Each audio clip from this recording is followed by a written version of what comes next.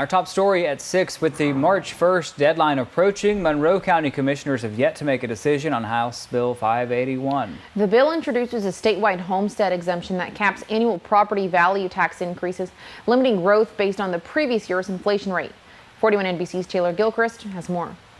I'm very undecided. This is a very confusing bill. It's got a lot of moving parts. The city of Forsyth has voted yes on House Bill 581, a cap on property tax increases, while the Monroe County Board of Education has chosen to opt out. But county commissioners are still listening to residents like Kristen Stiers before making their decision. Stiers came to the final public hearing with concerns about how much her mother would have to pay in taxes once moving to the county. It does seem like, compared to other surrounding counties, we don't have like a school board exemption for our 65 and older type residents. The taxes do seem to be higher for her compared to where she's been currently. But after the meeting, Stiers says she supports the intent to opt out, saying the one-size-fits-all structure isn't best for the county. Whether it's with this tax bill or just any tax bill, that we're looking at all components, all residences, all types that make up our community to make sure that we are assessing them fairly where they can live comfortably in our county. 63% of Georgia voters voted yes on the tax increase cap, including 60% in Monroe County.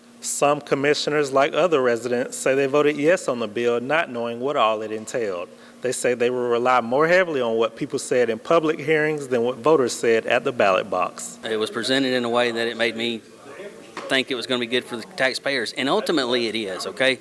But the problem is that the money's got to come from somewhere. Alan Gibbs is the chairman of the Monroe County Board of Commissioners. Gibbs says he's always in favor of tax relief, but acknowledges that the bill could harm local government and school district funding, which rely heavily on property taxes. So after digging down into this and seeing what the long-term effects are, we're just not sure how that's going to look long-term. By not taking action, the county would opt in. But Georgia legislators are expected to soon vote on a bill that would extend the opt-out deadline to March 2029. Gibbs says this would be a game changer, and the commission board will take their time to make a decision on 581. Well, that gives us 4 years to see how this is going to work for the county. So that's a big deal, and that's a big decision to make.